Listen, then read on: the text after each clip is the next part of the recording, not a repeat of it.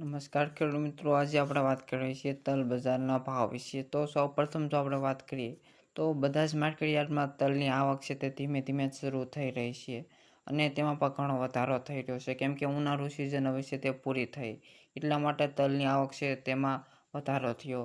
તો સૌપ્રથમ જો આપણે ભાવની વાત કરીએ તો 2100થી લઈ અને 3000ની પ્લસ ભાવ છે તે આપવામાં આવી રહ્યો છે. એટલે કે આપણે અનુમાન લગાડી શકીએ કે 2100-2200 રૂપિયાથી લઈ ત્યાંથી શરૂ કરી અને 3100 અને 3200 સુધી ભાવ આપવામાં આવી રહ્યો છે.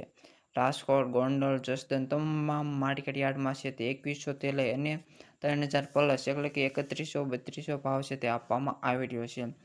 તેમજ જો આવક મર્યાદિત રહે તો આગામી દિવસોમાં છે તે ભાવમાં 100 થી 500 રૂપિયાનો વધારો છે તે આવી શકે એવું અનુમાન છે તે લગાડવામાં આવ્યું છે. એટલે કે ક્વિન્ટલમાં જો વાત કરીએ તો પ્રતિ ક્વિન્ટલે છે તે 500થી 1000 રૂપિયાનો વધારો આવી શકે છે અને મણની વાત કરીએ તો પ્રતિ એક મણે છે તે 50થી 60 રૂપિયાનો વધારો આવી શકશે એવું અનુમાન છે તે વેપારીઓ દ્વારા કરવામાં આવ્યું છે.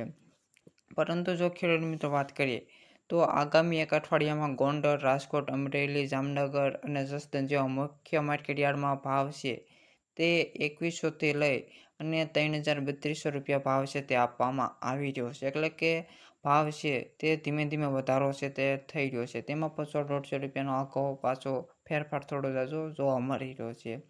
જો આવી જ રીતે બજારમાં આવક નિયંત્રણમાં રહે અને નિકાસની માંગમાં સુધારો થાય તો તલમાં વધુ તેજી આવે એવી શક્યતા છે તે જોવા મળી શકે.